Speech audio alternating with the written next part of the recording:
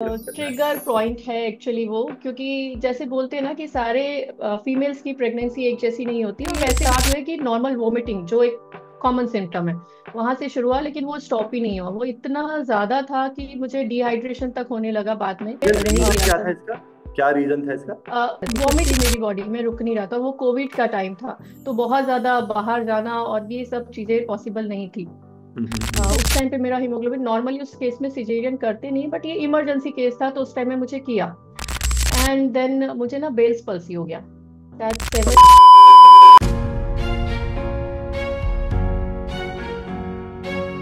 हाय everyone, ये podcast के series में आज हमारे साथ खुशबू हैं। खुशबू हमारे साथ I think it's been a year now. तकरीबन 10 महीने के टाइप हो गया Khushboo. Around it's been yes around sir. 10 months type, 10 to 11 months। और इन्होंने 76 kg से स्टार्ट किया था। आज की डेट में ये 56-55 के आसपास है। 76 इनका वेट था, अभी इनका वेट 55-56 किलो के आसपास है। ये तंजानिया में रहती हैं और काफी मतलब काफी इंस्पिरेशनल जर्नी है। तो मैं तो ये रिक्वेस्ट करूंगा कि आप प्लीज इस पॉडकास्ट को पूरा सुनना, क्योंकि बहुत बार केवल मेरी बात से या श्वेता की बात से या बहुत लोगों की बात से आप यू डोंट गेट कनेक्टेड। जब आप इन लोगों को सुनते हो, जब आप खुशबू को सुनोगे, तो आपको पता चलेगा कि कोई अगर 10 महीने में, 11 महीने में 20 किलो या 22 किलो वेट लॉस करता है और उसके अलावा भी बहुत सारे इश्यूज है उसको ठीक करता है, तो कुछ तो लॉजिक है, कोई कुछ तो उसमें वो बात है, तो बहुतों में नहीं है। क्योंकि हमारे प्रोग्राम को जो लोग ज्वाइन करते हैं, सच्चाई ये है कि अगर 100 लोग ज्वाइन करते हैं तो क्यों केवल 25-30 लोगों को ही वो रिजल्ट मिल पाता है? क्यों वो अपने आप को ट्रांसफॉर्म कर पाते हैं, क्यों 70% 60% लोग नहीं कर पाते? तो कहीं ना कहीं वो माइंडसेट का गेम, वो डिसिप्लिन, बहुत सारी चीजें सीखेंगे खुशबू आपसे। तो वेलकम टू यू। मतलब मैं आपसे बोलूंगा कि थोड़ा सा आप अपना स्टोरी बताओ शुरू से ना। मेरा नाम खुशबू है। जैसे सर ने बताया, मैं तंजानिया में रहती हूँ। ऑलमोस्ट मुझे यहाँ रहते हुए 6-7 साल हो गए। उसके पहले मैं एमपी इंदौर से बिलोंग करती हूँ, और मैं एक एमबीए हूँ। मैंने करीब 8 साल कॉरपोरेट जॉब किया है। देन शादी हुई, बच्चे हुए, मैंने बच्चों को प्रायोरिटी दी, ब्रेक ले लिया। और ये मेरा एक बेसिक है, और नॉर्मल एक मिडिल क्लास फैमिली से मैं बिलोंग करती हूँ। तो 76 kg पे आने के बाद फिर अचानक से ऐसा क्या हुआ? मतलब अचानक से फिर कैसे वो कीड़ा उसका जाग सर गई एक ना, मुझे वेट लॉस करना है। ट्रिगर पॉइंट है एक्चुअली वो, क्योंकि जैसे बोलते हैं ना कि सारे फीमेल्स की प्रेगनेंसी एक जैसी नहीं होती, और वैसे भी एक फीमेल की भी प्रेगनेंसी एक दूसरे से सिमिलर हो वो भी जरूरी नहीं है। तो हम्म। मेरी फर्स्ट बोर्न जब हुआ वो बहुत नॉर्मल था, मुझे बहुत ज्यादा कॉम्प्लिकेशंस नहीं थे। उस टाइम मेरी एज भी अराउंड 29 रही होगी। उसके बाद जब मैंने सेकंड कंसीव किया तब मैं अराउंड 31 ईयर की थी, ऑलमोस्ट 33, मतलब जाने वाली थी। देन उसके बाद वो मेरी प्रेगनेंसी बहुत कॉम्प्लिकेटेड हुई। थर्ड या फोर्थ मंथ से मुझे कॉम्प्लिकेशन स्टार्ट हुई। ये स्टार्ट हुए कि नॉर्मल वोमिटिंग जो एक कॉमन सिम्टम है वहां से शुरू हुआ, लेकिन वो स्टॉप ही नहीं हुआ। वो इतना ज्यादा था कि मुझे डिहाइड्रेशन तक होने लगा बाद में। बेड रेस्ट बोला गया, मुझे वाटर अलग से दिया गया, एकदम कंप्लीट बेड रेस्ट पे आ गई। धीरे धीरे कॉम्प्लिकेशंस बढ़ते गए, और जितने भी प्रॉब्लम्स प्रेगनेंसी के होते हैं, हीमोग्लोबिन कम होने लगा, क्योंकि कुछ क्या भी मेरी बॉडी में रीजन रह ही नहीं रीजन रहा क्या था था। इसका? क्या रीजन था इसका? वॉमिटिंग बहुत ज्यादा थी सर। वॉमिटिंग बहुत ज्यादा थी, कुछ भी मेरी बॉडी में रुक नहीं रहा था। वो कोविड का टाइम था, तो बहुत ज्यादा बाहर जाना और ये सब चीजें पॉसिबल नहीं थी।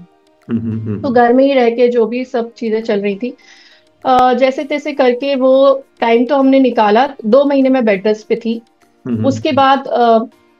बाद जब बॉर्न हुआ बेबी का, तो हम्म। बेबी गर्ल आई, तो मतलब बहुत खुश हो गए कि जो भी कॉम्प्लिकेशन है, जितने प्रॉब्लम्स है, मतलब सिचुएशन तो ऐसी थी कि लास्ट जब मेरा सिजेरियन हो रहा था, सीजरियन ऑपरेशन थिएटर में भी मुझे एडमिट हो रही।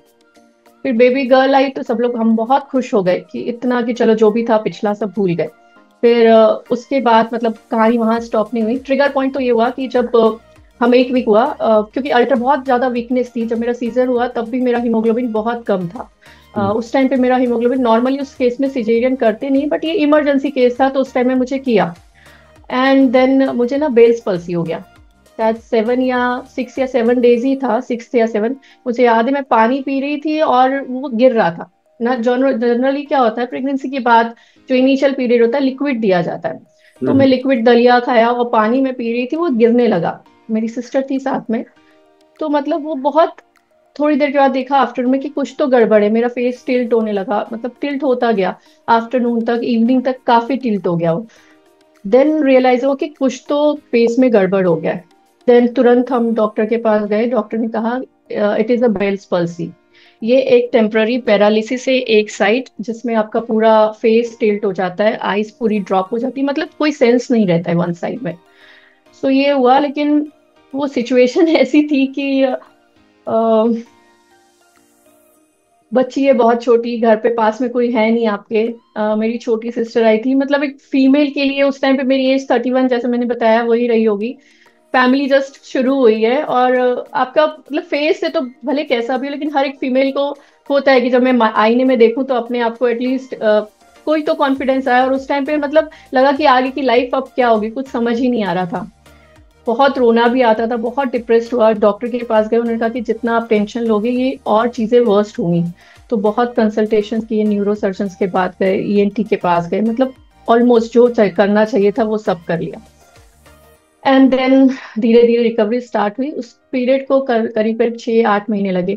और इसमें ऐसा होता है सर कि थोड़े दिन ना ये कंटिन्यू बढ़ता जाता है, you have to keep patience, लेकिन वो होता नहीं ना। आप अपने आप को मिरर में देखोगे, कुछ खा नहीं पा रहे हो, पूरा मुंह टेढ़ा हो गया, तो मतलब रोना आता था। हस्बैंड भी जताते नहीं थे, लेकिन समझ में आता था कि चीजें कितनी खराब है। बच्चा छोटा था मेरा, बेटा बड़ा वाला। मेरी सिस्टर आई थी, वो उसको भी रोना आता था कि एकदम सडनली ये दीदी को क्या हो गया, अब आगे की लाइफ का क्या। उस टाइम पे हालांकि फर्स्ट टाइम था, किसी को कोई एक्सपीरियंस नहीं था, पता नहीं चलता ना ये चलेगा, खत्म होगा, ठीक होगा, नहीं होगा, आगे की लाइफ ऐसे ही चलेगी क्या। लेकिन स्लोली रिकवर हुआ। उस प्रोसेस को 6-8 महीने लगे। एंड देन उसके बाद, क्योंकि उस टाइम पे बहुत मेडिसिन चल रही थी, पेन किलर भी थे इवन, और बहुत सारे मेडिसिन थे, विटामिन, जो भी बोलना चाहिए सब कुछ। तो देन जब वो मेडिसिन स्टॉप हुई तो समझ आया कि प्रेगनेंसी के सिम्टम्स है, जैसे कि बैक पेन बहुत ज्यादा था, माइग्रेन शुरू हो गया था। उसका रीजन था ब्लोटिंग थी, बहुत ज्यादा ब्लोटिंग हुआ करती थी। और साइटी का पेन जनरेट हो गया, लेफ्ट लेग मेरा पूरा मूव भी नहीं कर पाती थी मैं। और जब वेट तो बहुत ज्यादा था ही उस वक्त तक, मतलब क्योंकि उस टाइम पे खाने पीने को इतना ध्यान रहा कि वो चीजें इतनी कॉम्प्लिकेटेड थी कि ये सब चीजों पे तो ध्यान ही नहीं दे रहे थे। फर्स्ट प्रायोरिटी हो गई कि कैसे भी करके ये फेस ठीक हो जाए। तो जब ये खत्म होने के बाद रियलाइजेशन हुआ तो ये सारे पेन स्टार्ट हो गए।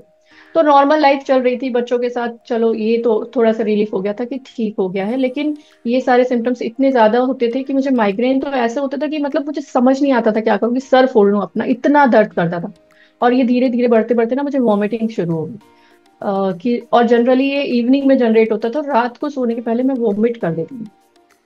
तो फिर मुझे लगा कि और ऑफिस से जैसे ही हस्बैंड आए, हर दिन आज मेरा बैक पेन कर रहा है, आज हाथ पैर कर रहा है दर्द, पैर दर्द कर रहा है, माइग्रेन हो रहा है, ये हो रहा है, वो हो रहा है, बहुत सारी चीजें। तो हस्बैंड ने एक दिन ना गुस्से में, क्योंकि इतना कुछ वो भी झेल चुके थे 1-2 साल, पिछले 1-1.5 साल से, गुस्से में बोल दिया कि क्या है, तुम करती तो कुछ नहीं हो, कोई सॉल्यूशन तो ढूंढ नहीं रही हो इसका, बस यही तुम कंटिन्यू में आया कि शुरू हो जाती हो। तो उस दिन ना हम्म। मुझे बहुत रोना आया, बहुत खराब लगा। देन मैंने सोचा कि नहीं, कुछ तो करना चाहिए। तो मैंने आसपास ही सोचा, क्योंकि बच्चे छोटे थे तो मैं जा भी नहीं सकती थी कहीं ज्यादा दूर। मैंने आसपास ही ट्राई किया कि मैं कोई फिजिकल मतलब एक्सरसाइज करूँ या कहीं कोई ज्वाइन करूँ। ट्राई किया, लेकिन बच्चे छोटे होने की वजह से मैं कंटिन्यू नहीं कर पाती थी उसको। थोड़ा किया फिर छोड़ दिया, थोड़े दिन किया फिर छोड़ दिया, ऐसे ही चल रहा था। और खाने पीने का तो अभी भी कोई ध्यान नहीं था। एक्सरसाइज तो कर रही थी, इफेक्ट पड़ रहा था, बट इतना कुछ कंसिस्टेंसी नहीं थी, इफेक्ट भी नहीं ज्यादा पड़ रहा था। फिर स्क्रॉल कर रही थी एक दिन, वो स्टॉप कर दिया मैंने कि नहीं होगा, से नहीं होगा, जो है ठीक है। देन स्क्रोलिंग के टाइम पे आपका देखा कि ऑनलाइन भी कुछ है, एसडीएफ को मैंने देखा, ऑनलाइन भी कोई प्लेटफॉर्म है। बट क्योंकि जब मैं कर रही थी फिजिकल एक्सरसाइज, मेरा वेट उस टाइम पे ऑलमोस्ट मतलब 78 kg था। तो वहां पे ना मैं जंप भी कर लेती, जैसे नॉर्मली फिटनेस इंस्टीट्यूट आप कोई ज्वाइन करते हो या फिर कोई जिम ज्वाइन करते हो, वहां पे क्या होता है, आप आओ, आपको बता दिया जाता है ये एक्सरसाइज है, ऐसे आप कर लो और चले जाओ। कोई इतना ज्यादा ध्यान नहीं देता है आपको। मैं भी वैसे ही करी थी। उस वेट में ना मैंने कहीं तो गलत जंप कर लिया, मेरा पैर गलत रख गया, तो मुझे ना लिगामेंट इंजरी हो गया। तो ओके। मतलब कुछ अच्छा करने गई थी और कुछ खराब हो गया, ऐसी सिचुएशन हो गई। अब वो लिगामेंट इंजरी इतना ज्यादा हो गया कि मुझे ना उसकी वजह से बेड रेस्ट हो गया, मतलब लंगड़ा के चलती थी ऐसी हालत हो गई। फिर डॉक्टर का फिजियोथेरेपी सेशन और तो मैंने कहा वो सब तो खत्म हुआ था, अभी वापस शुरू हो गया। तो कहीं ना कहीं ना डीमोटिवेशन आ गया कि नहीं होगा यार, इससे तो और चीजें गलत हो रही है। फिर फिजियोथेरेपी सेशन खत्म हुए, जब ये प्रोग्राम देखा तो थोड़ा मेंटली वापस प्रिपेयर होने में टाइम लगा। 2-2.5 महीने के बाद लगा कि शायद ट्राई करती हूँ, एक बार देखती तो हूँ क्या है। सो 1 महीना मैंने ट्राई लिया, लेकिन पॉजिटिविटी और सबसे जो मेरा ट्रिगर पॉइंट ये था कि कोई मुझे ध्यान नहीं दे रहा है, कोई मुझे देख नहीं रहा है कि मैं सही कर रही हूँ या नहीं कर रही हूँ। तो ये मुझे बहुत अच्छा लगा कि यहाँ पे ध्यान दे रहे हैं, आपको बोल रहे हैं कि आप ये सही कर रहे हो, गलत कर रहे हो, इसको ऐसे करेक्ट करो। ऐसे करते, और जितने भी मेरे साथ थे फीमेल्स ही है जनरली, तो वो सब मेरे जैसी ही थी। तो उनके भी क्वेश्चंस मैं सुनती थी, उनकी आंसरिंग में सुनती, तो मुझसे बहुत मोटिवेट हुआ उससे। तो मैंने ये जर्नी कंटिन्यू करी, और कंटिन्यू करते करते आज मैं यहाँ हूँ, 56 और 57 के बीच में हूँ लास्ट 6 मंथ्स में। So yes, because of flexible timing and the consistency, मतलब सामने जितना अगर आप एफर्ट डाल रहे हो तो सामने से भी आपको उतना रिस्पॉन्स मिल रहा है। ये एक मेन रीजन था कि मैं इसको कंटिन्यू कर पाई। ठीक है, तो मुझे ये बताओ कि जैसे ठीक है, देखो ट्रांसफॉर्मेशन तो बहुत बेहतर है, उसमें तो कोई डाउट नहीं है, राइट? उसमें कोई डाउट नहीं है। तो लेकिन अब जब शुरू, अब देखो अब यस सर। बाद में तो सब अच्छा लगता है, मुझे क्या लगता है कि अभी जैसे अभी अगर मान लो आप 55 56 पे हो, तो लास्ट के 3 महीने के बारे में मैं कुछ नहीं पूछूंगा। Yes sir. बट जो शुरू वाला था, जैसे आपने यस सर। जब आपने स्टार्ट किया, तो शुरू के 15 दिन वो कैसा था? मतलब उसमें यस सर। वर्कआउट में कैसे अपने आप को मैनेज किया? पहला कि कैसे, मतलब कैसे कर लिया? मतलब वो पहले बहुत अंदर से आ रहा था कि नहीं मुझे करना ही है, या फिर क्योंकि होता है ना कि जैसे लोग करते हैं 2-3 दिन में बॉडी, 4 दिन में जब हम लेग्स कराते हैं तो पैरों में बहुत ज्यादा दर्द होने लगता है, लोअर बॉडी में दर्द होता है, लोग छोड़ देते हैं। Yes sir. नॉर्मली यही होता है, नॉर्मली यस सर। 100 यस लोग सर। में ज्वाइन करते हैं यस सर। तो 20 25 लोग छोड़ के जाते हैं, उनसे हम पूछते हैं क्या हुआ, तो सर आप तो डंबल खरीदने के लिए बोल रहे थे, that is one reason, strength training is yes one sir. Reason, जिसे छोड़ के जाते हैं। दूसरा एक रीजन होता है कि आपने वो जो लोअर बॉडी का वर्कआउट कराया, फिर थोड़ा सा पेन हुआ, पति देव से बात करी, हस्बैंड से बात करी, हस्बैंड ने बोला कि छोड़ दे ये सब, राइट? तो वो कैसे मैनेज किया शुरू के 10 15 दिन, क्योंकि उसके बाद तो आदत हो जाती है। सर स्टार्टिंग में अगर एक्सरसाइज की बात करें तो सबसे अच्छा पॉइंट था, क्योंकि घर से करना था। तो नॉर्मली बच्चे जब छोटे होते हैं ना, एक फीमेल का टेंडेंसी होता है, या मदर है घर पे, या कोई देखने वाला नहीं है, मतलब हम अकेले रहते हैं, जैसे मैं तंजानिया में, और नॉर्मली फीमेल मेट्रोज में भी आजकल तो इंडिया में भी अकेले ही रहती हैं।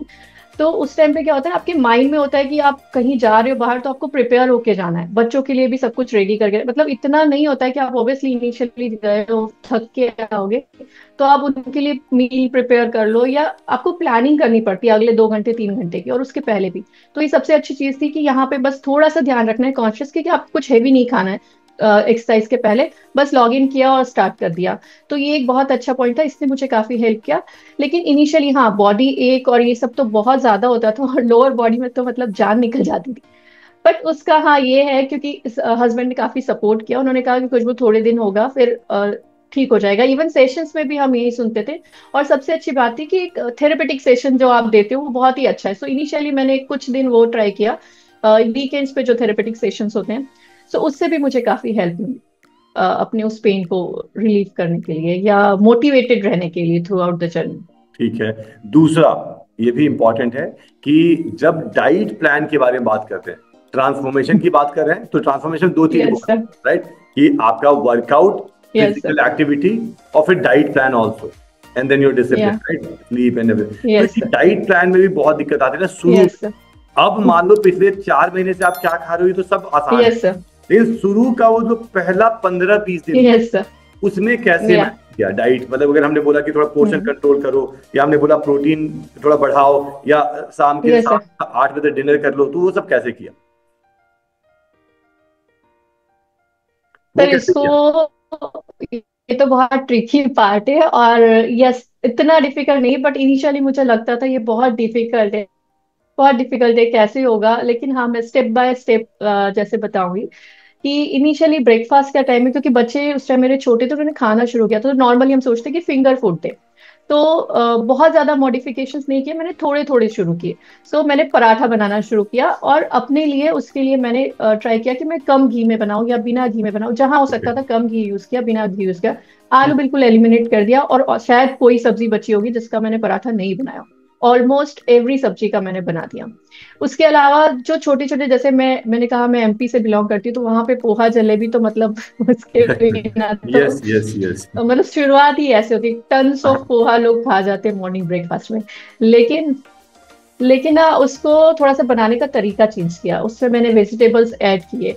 नॉर्मली पी प्रोटीन तो इतना प्रोटीन ही बिक रहा है उसका, लेकिन हम फिर भी सीजनल रहा तो पी थोड़ा सा क्वांटिटी उसका बढ़ा दिया। मटर जिसको बोलते हैं तो सीजनल है तो वो बढ़ा दिया, और बीन्स कैरेट जो भी अवेलेबल, इवन ब्रोकोली, सब कुछ यहाँ पे ब्रोकोली और एवोकाडो बहुत इजीली मिल जाते हैं, तो वो मैंने उसमें डालना ऐड किया। उपमा बनाया तो उसमें वेजीज ऐड करी। सैंडविच बनाया तो नॉर्मल पहले मैं व्हाइट ब्रेड से बनाती थी, थोड़ी वेजीज कम डालती थी। तो ऐसा होता था कि बच्चों को कट करके उसमें एक चीज का स्लाइड डाला, थोड़ा पनीर डाला, थोड़ा टमाटो डाल दिया कि उनको भी इजी हो, क्योंकि ये एक नॉर्मल टेंडेंसी है कि ज्यादा सब्जियां डालोगे बच्चे छोटे वो पूरा बिखेर देते हैं। तो सिर्फ टमाटो और पनीर और चीज डाल के उनको भेज दिया, उसी में मैंने सब्जियां ऐड करके खुद खा ली। तो ऐसा कुछ अलग से नहीं किया, और मेरे बच्चे भी सीख गए कि उसको कैसे रोल करके चपाती को खाना है, तो उनको टेस्ट पता है, अभी तक वो खाते हैं।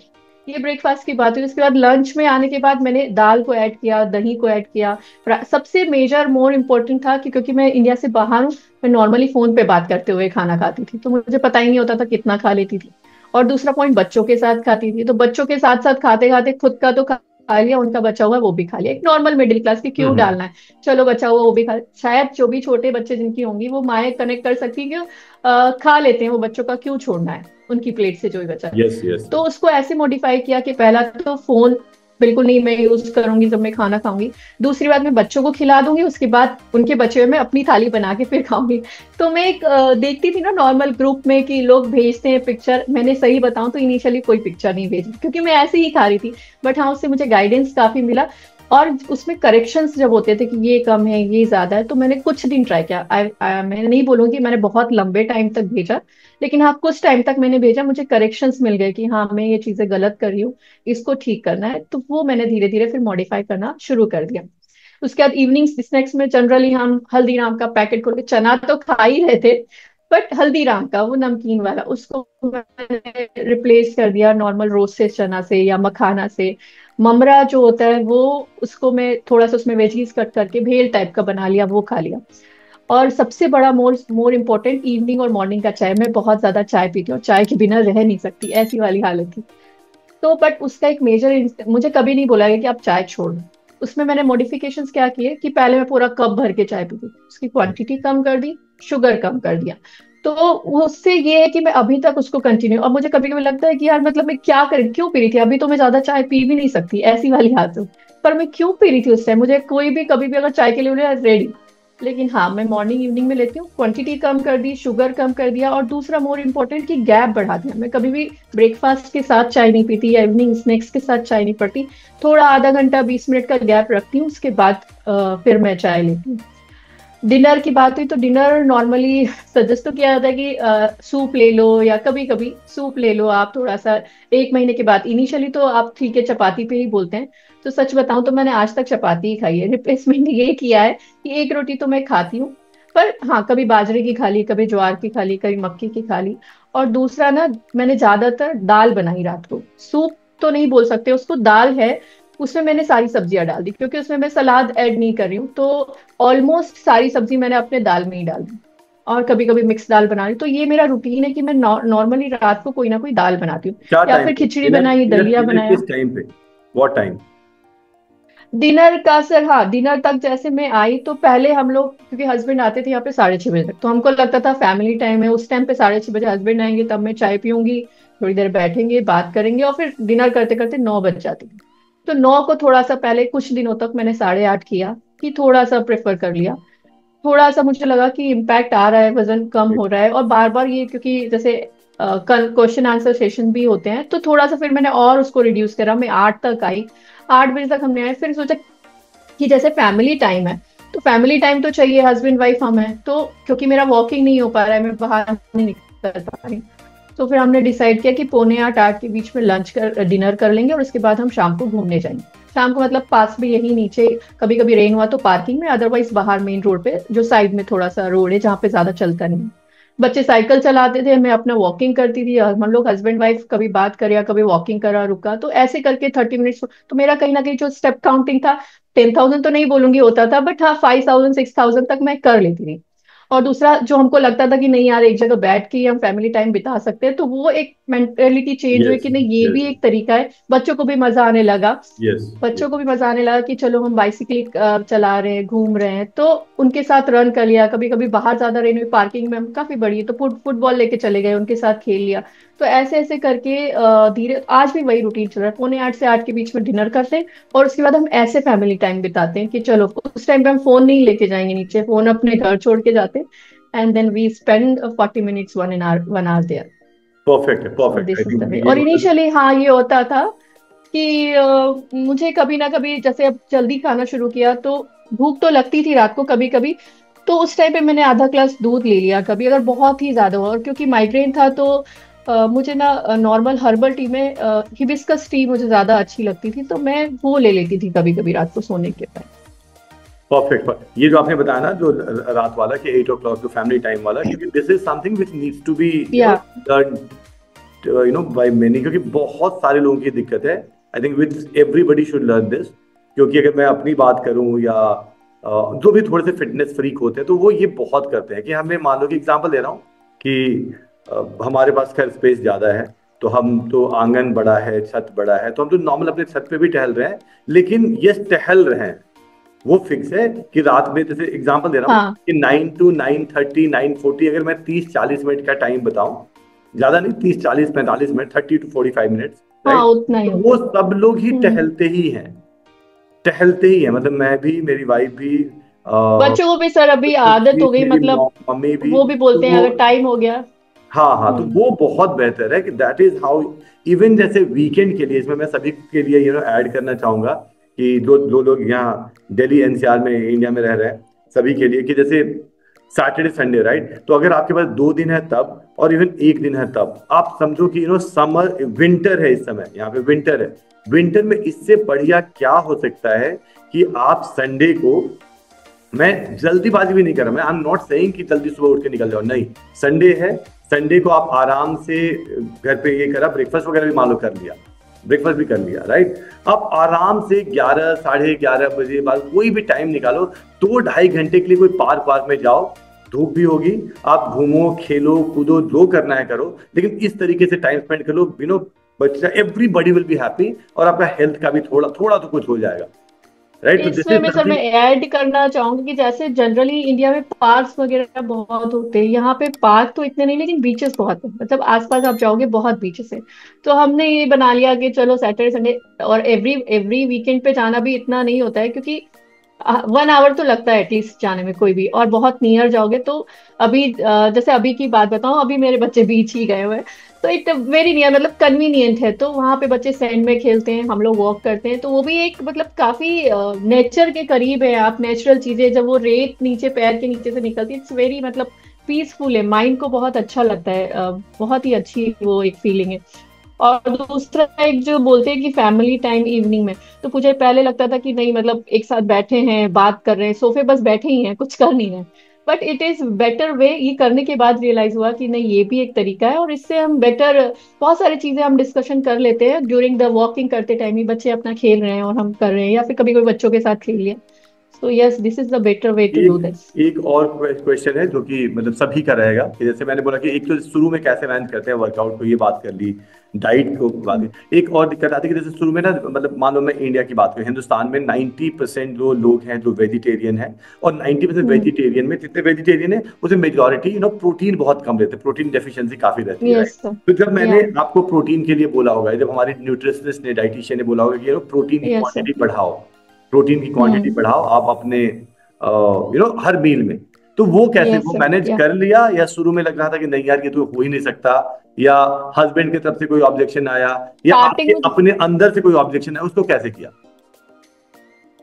स्टार्टिंग में तो सर लगता था, क्योंकि मेरे बेटे को बेसन से एलर्जी है, मैं खुद एक वेजिटेरियन हूँ, तो एक हाँ हाँ, चना बेसन जिसको बोलते हैं बहुत अच्छा प्रोटीन सोर्स है, और मेरे बेटे को ही उससे एलर्जी है।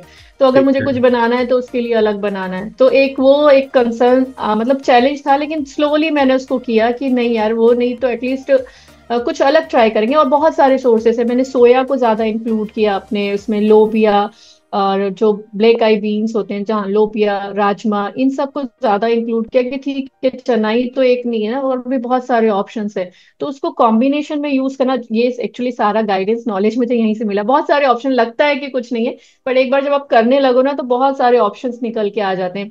एक बहुत अच्छी बात बताती हूँ, बहुत सारी ट्रेडिशनल चीजें भी मैंने मतलब उसको भी थोड़ा मॉडिफाई करके, जैसे मैंने कहा कि मैं एमपी से हूँ, उसका थोड़ा टच राजस्थान में, तो हमारे यहाँ दाल बाटी चूरमा हुआ या मालपुए हुए, यस यस मतलब बहुत ज्यादा घी और ये सब। एक उसमें एक ढोकला होता है, एक बहुत अच्छे, जैसे जो नॉर्मल येलो ढोकला नहीं, हमारे यहाँ का ढोकला है वो ग्रीन गेहूं से बनता है। बट उस टाइम पे अर्लियर क्या होता था, उसमें मूंगफली बहुत ज्यादा डाली जाती थी, तिल डाला जाता था, और जो भी सीजनल हरे प्याज, हरी सब्जियां, मेथी, पालक, ये सब डाल के उसको स्टिम किया जाता था। उसका वे चेंज होते होते बहुत चेंज हो गया, तो उसको मैंने वापस वही पुराने ट्रेडिशनल तरीके से बनाना शुरू किया।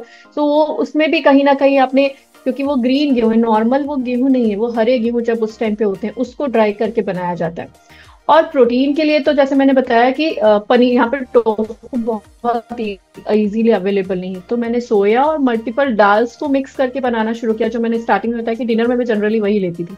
तो इस तरीके से मैंने प्रोटीन पूरा पनीर किया। वगैरह कभी लेते हो कभी आप मैंने रेगुलरली? सत्तू को भी ऐड किया अपने। हाँ सर, पनीर रेगुलर रहती है, इवन मैं पोहे के ऊपर भी ग्रेट कर देती हूँ।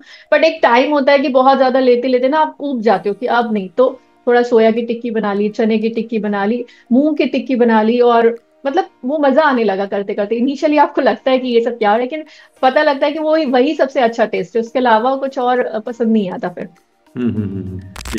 तो ये वाला एक और क्वेश्चन है, एक दो क्वेश्चन और है। एक क्वेश्चन तो ये है कि रिगार्डिंग स्ट्रेंथ ट्रेनिंग, यस जैसे सर। मैं वो क्वेश्चन पूछ रहा हूँ कि जैसे दो लोग, एक तो लोग हमें ज्वाइन नहीं करते, हमें यानी कहीं नहीं ज्वाइन करते, मेरे फीमेल की बात कर रहा है, राइट, फीमेल सेंट्रिक ये इंटरव्यू है। Yes sir. और दूसरा तो फीमेल ज्वाइन करते हैं, तो उसके बाद जैसे ही हम बोलते हैं ना कि आपको आपकी मर्जी से नहीं वर्कआउट करना है, हमारी मर्जी से करना है। आपको एक दिन योगा भी करना है, यस लेकिन सर। आपको कार्डियो भी या। करना है, और आपको हफ्ते में कम से कम 2 दिन स्ट्रेंथ ट्रेनिंग भी करनी है, राइट। यस ये सर। हम बोलते हैं। तो जैसे ही हम डंबल यस की सर। बारी आती है, हम बोलते हैं कि कम से कम यस दो दो सर। किलो का एक वन पेयर डंबल खरीद दो, तो यस उससे सर। बहुत भागते हैं। तो उससे कैसे, आपने खरीद लिया था, आप करते हो, आप यू। इनिशियली सर मेरे साथ भी यही, मुझे लगा कि डंबल क्यों खरीदना है, लेकिन ऐसा नहीं कि सिर्फ बोल दिया कि आप डंबल खरीद लो, उसका प्रॉपर नॉलेज दिया जाता है कि क्यों डंबल जरूरी है, क्यों खरीदना है। तो वो मुझे ट्रिगर पॉइंट लगा कि हाँ, मैं वेट तो लूज कर रही हूँ, बट मुझे मसल मसल लूज नहीं करना है। तो एक होता है ना कि एक आपको समझ आ जाता है, एक आपको कुछ पता ही नहीं है, तो आप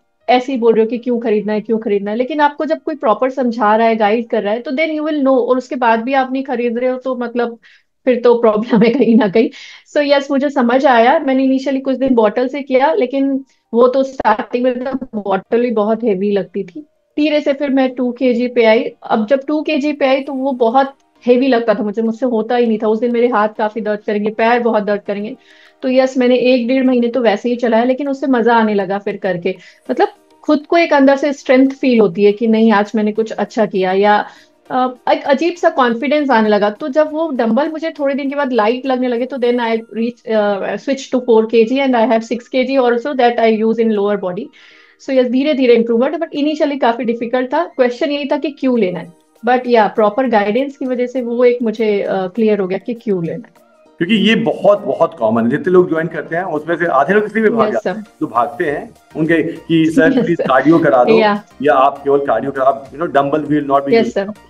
तो ये लास्ट है, यस लास्ट सर। केवल लास्ट लास्ट कि अल्टीमेटली इस पॉडकास्ट का, इंटरव्यू का ये पर्पस है कि हम ज्यादा लोगों को थोड़ा सा मोटिवेट कर पाए। और वो केवल मेरी यस स्टोरी सर। से, मेरे बोलने से नहीं होंगे, आपके, आपसे और आपके जैसे बहुत सारी फीमेल जिन लोगों ने ये अचीव किया है, और सबकी जर्नी नॉलेज है, राइट। कोई सुपर वुमेन नहीं है, कोई ऐसा चीज नहीं करा है जो कि बहुत ही, यस सर। आपने भी सब कुछ वैसे ही करा है। तो आप नॉर्मली क्या बोलना चाहते, आप अगर मान लो आपको कन्विंस करना है कि क्यों बाकी लोग ज्वाइन करें, हमें ज्वाइन करें नहीं, it is not about Sumit Dubey को ज्वाइन करें, लेकिन क्यों सबको यस सर। ये ज्वाइन करना चाहिए या वर्कआउट स्टार्ट करना चाहिए, या 2025 में क्यों सबको फिटनेस की तरफ जाना चाहिए, हर फीमेल को खास करके जो 25 30 35 साल। यस। नॉर्मली सर 30 के बाद जैसे बहुत सारी प्रॉब्लम से नॉर्मल एक फीमेल के केस में lower back pain, knee pain तो मतलब एक बहुत कॉमन सिम्टम्स हो गया है आजकल। भले ही वो वर्कआउट कर रही हैं, मदर हैं जो या वर्किंग है, तो भी पॉस्चर ही ऐसा होता है, या बहुत टाइम तक इवन किचन में भी खड़ी हुई है या कहीं खड़ी हुई है तो भी lower back pain, knee pain बहुत अच्छा है। और मुझे लगता है ऐसा कि इसलिए मैं रिकमेंड करूंगी कि वेट ही आधा प्रॉब्लम है। मतलब अगर आपने अपना वेट मेंटेन रखा प्रॉपर, वेट के साथ साथ अगर हेल्दी खा रहे हो अब, तो आपके आधे प्रॉब्लम वैसे ही सॉल्व हो जाएंगे। मैंने माइग्रेन के लिए कुछ नहीं किया, लोअर बैक पेन के लिए कुछ नहीं किया, इवन मेरा साइटिका का पेन भी चला गया जिसके मैंने लिए काफी मेडिसिन खाई थी।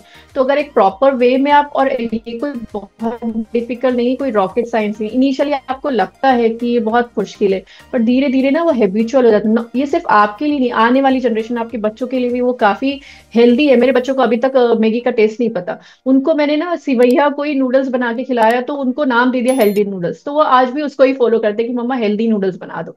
सो ऐसे बहुत सारी हेल्दी पिज्जा, हेल्दी नूडल्स, ऐसे मैंने नाम देके, सो वो आगे आने वाली जनरेशन के लिए भी बहुत अच्छा है। बट स्टार्ट आपको ही करना पड़ेगा। और जो एक बेसिक प्रॉब्लम है ना, वो हर दिन होता है हस्बैंड्स का दिमाग खाना, बस क्योंकि ऑप्शन इमीडिएट वही होता है कि उसको सारा कुछ बता दो, ये पेन हो रहा है वो, तो कहीं ना कहीं फ्रस्ट्रेशन उसकी वजह से अपने आप को डिमोटिवेटेड फील होता है। यार मतलब क्या है, फ्रस्ट्रेशन सा लगता है। तो आप जब स्ट्रेन रहेंगे तो एक बोलते हैं हैप्पी हार्मोन रिलीज होता है, तो जब आप एक्सरसाइज में जाते हो तो बहुत सारी चीजें इंप्रूव होती है, not only physical but mentally you improve a lot. So मुझे लगता है सभी को ज्वाइन करना चाहिए। और दूसरा है कि जनरली फीमेल का टेंडेंसी होता है कि किसी भी फॉर्म का कार्डियो एक्सरसाइज शुरू कर दिया। बट कार्डियो में आप या तो जुम्बा, जनरली जिनको डांस का शौक होता है वो जुम्बा को ट्राई करते हैं, या फिर नॉर्मल कार्डियो जंपिंग वगैरह कर लिया। बट हाँ, उसके साथ साथ भले 3 दिन, 2 दिन, 3 दिन, जैसे आपको टाइम कन्वीनियंट होता है, आप एटलीस्ट स्ट्रेंथ ट्रेनिंग को भी इसमें इंक्लूड करो। That will give you a feeling of strength from inside. So that's why I recommend everyone, I tell everyone to join any program, whether it is SDF, SDF join करेंगे तो बहुत ही अच्छा है, proper knowledge और guidance मिलेगा। But या any you can join. कहीं भी स्टार्ट करो, स्टार्ट करो, मतलब सीधी सी बात, मेरा तो ये है यस। नॉर्मल। अभी भी जैसे मैं देखता हूँ अपने या आप, तो 10 में से 7-8 लोग मुझे अनफिट ही दिखाई देते हैं। तो आइडिया ये है तुम कुछ भी करो लेकिन फिट, अपने आप को तो फिट करो। ठीक है, तो बस thank you so yes much. Sir. और बाकी मैं बताता हूँ फिर। ठीक है, thank you so much. Thank you sir. Okay sir, thank you.